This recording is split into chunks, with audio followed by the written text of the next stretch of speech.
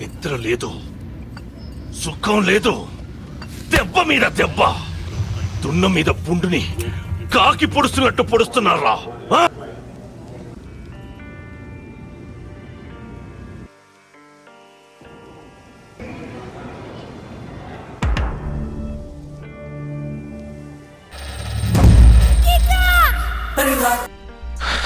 తిన్నదాకా చేసే పనుల్లో ఇది ఒకటి అనమాట. ఏంటంటే సడన్ సడన్ సడన్ వెకేషన్స్ తీసుకోవడం. ఆట చూస్తారా? చూడండి. Hello folks, welcome to KSK, I mean కిక్స్కే. వెల్కమ్ టు అనుకోకుండా ఒకరోజు, అంటే బేసికల్లీ ఇంట్లో సైకేసి సడన్గా టొరంటో వెళ్దామని ఫిక్స్ అయ్యాను. అందులో ఫ్రెండ్ది బ్యాచిలరేట్ కూడా ఉంది, సో రెండు కలిసి వస్తాయి. సో ఈ అనుకోకుండా ఒకరోజు పర్టికులర్ వీడియో పేరు ఇది. సో ఈ ఒక రోజులో ఏం జరుగుతుందో నాకు తెలీదు. సో నెక్స్ట్ వన్ డే ఏం జరుగుతుంది అనేది నాకు తెలీదు. This is overall like A 3-day trip. So maybe ఒక్కొక్క రోజు ఒక్కొక్క పాటలా పెట్టచ్చు, బట్ ప్లాన్ ఏం లేదు, జస్ట్ వెళ్తాం. వింటర్ కాబట్టి పెద్ద పీకేది కూడా ఏం లేదు బయటికి వెళ్ళి. కానీ ఏం చేస్తాం ఏంటి అనేది ఈ వీడియోలో పెడదాం. ఓకే. సో బేసికలీ మన ఫ్లైట్ వచ్చేసరికి 1 o'clock స్టార్ట్ అవ్వాలి, but here and there delays అయిపోయి అది స్టార్ట్ అయ్యేసరికి 2:30 AM అయిపోయింది అనమాట. ఇగో ఇట్లా రన్వే మీద గదిలింది. రన్వే మీదకి వెళ్ళేసి మేము ఇంకా టేక్ ఆఫే అనుకున్నాం. ఆల్మోస్ట్ టేక్ ఆఫ్ అయింది.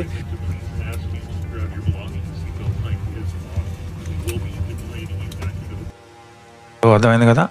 సో ఎగరాల్సిన ఫ్లైట్ అట్లా జస్ట్ ఒక 2 minutes టేక్ ఆఫ్ అయ్యి మళ్ళీ బ్యాక్ తిప్పేశారు. Some mechanical failure, some oxygen ఛాంబర్స్లో సరిగ్గా ఏదో ప్రాబ్లం అని చెప్పారు.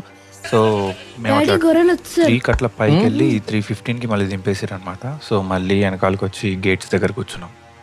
సో అట్ చేసి మొత్తానికి అయితే ఫ్లైట్ స్టార్ట్ చేశారు. బట్ ఫ్లైట్ ఏ టైంకి స్టార్ట్ అయింది తెలుసా? 5 o'clock.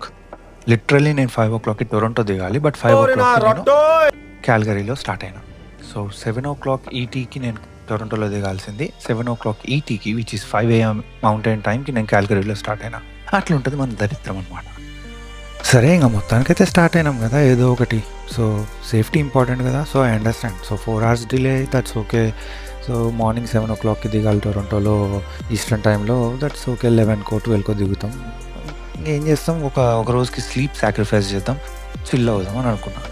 సో మా వాళ్ళందరికీ చెప్పేసిన, నన్ను ఎవరైతే పికప్ చేసుకోవడానికి వస్తున్నారో వాళ్ళందరూ కూడా ఫ్లైట్ ట్రాక్ చేస్తున్నారు.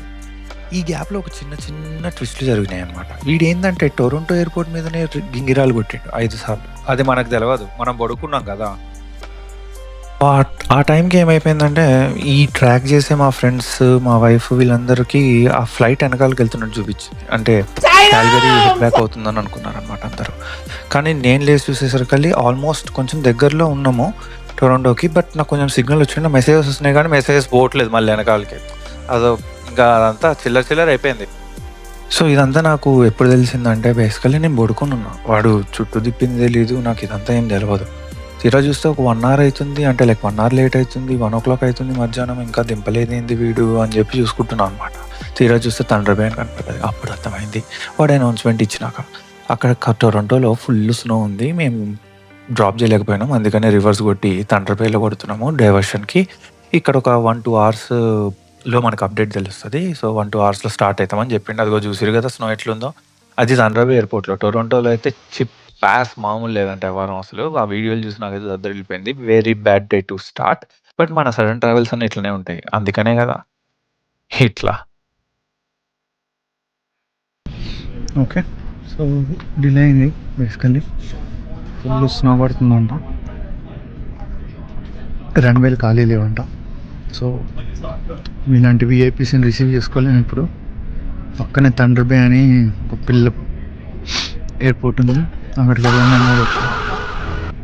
4 hours అయిపోయాయి journey Calgary to Toronto. Exactly నేను స్టార్ట్ అయ్యి 12 hours అయింది. నైస్ చూసుకోవచ్చు మీరు. సో ఇది బేసికల్లీ ఇదే చెప్పే కదా నిన్న వీడియో స్టార్ట్ చేయకముందు, day with full of surprises. So నేను స్టార్ట్ అవుతున్నప్పుడే నాకు అనిపించింది, అందుకనే వీడియో స్టార్ట్ చేశాను. అనుకోకుండా ఒక రోజు ఉన్నట్టు. సో ఇట్లుంటుంది.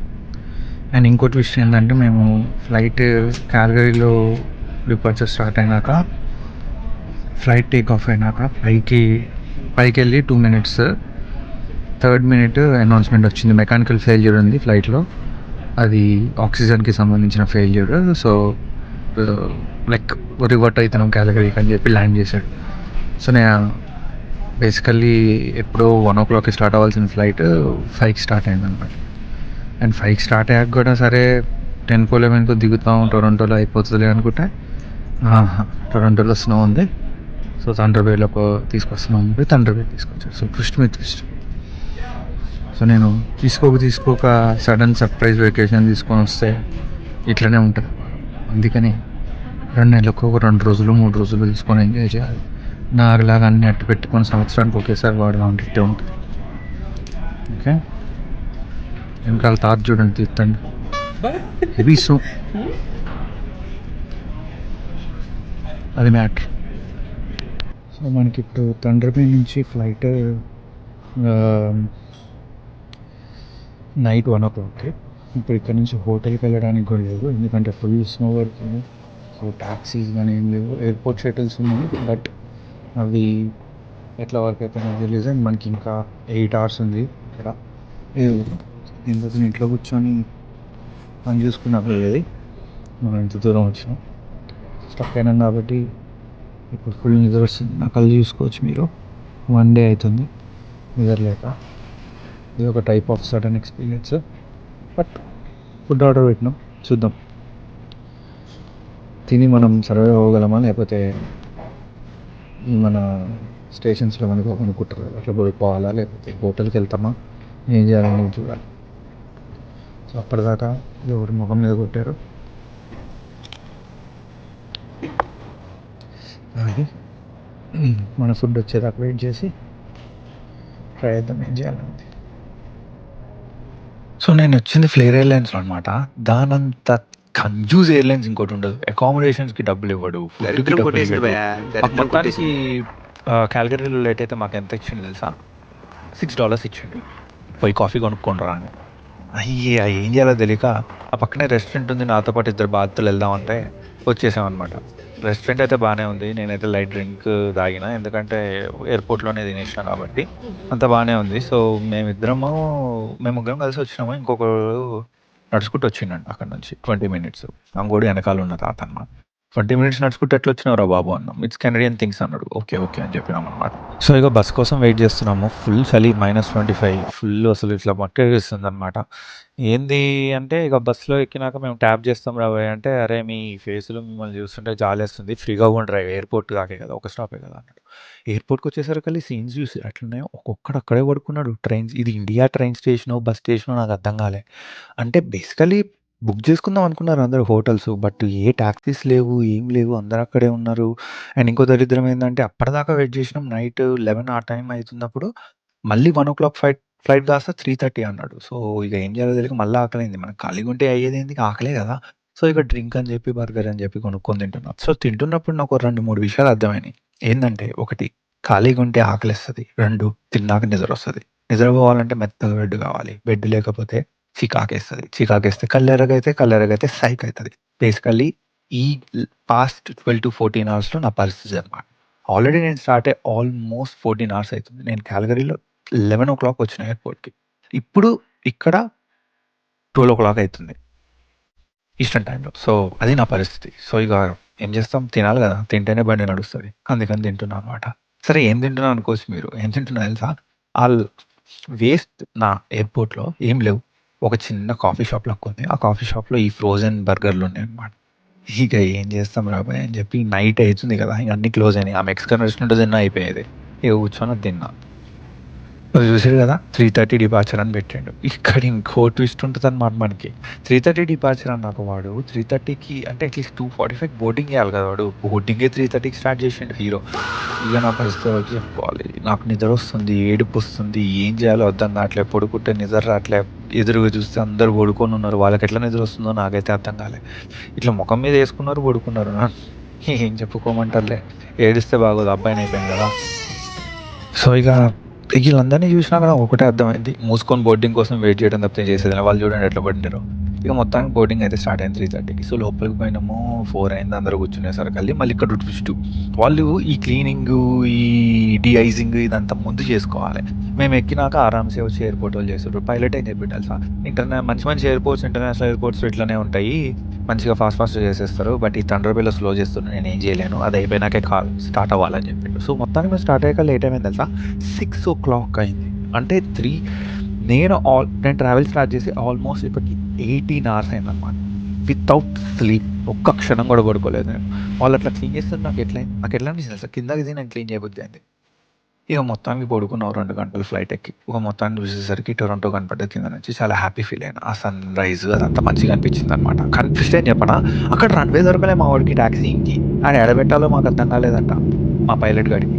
ఏం చేయమంటారు, అక్కడే 1 గంట సేపు కూర్చోబెట్టాడు. సో బేసికల్లీ నేను 8కి దిగి అక్కడ 9కి బయటకు వచ్చిన. ఇక బయటకు రాగానే మా ఫ్రెండ్ రిసీవ్ చేసుకుని ఇంటికి తీసుకుపోయిండు. ఇంట్లో ఏం లేవని చెప్పి రెస్టారెంట్కి వెళ్ళాం.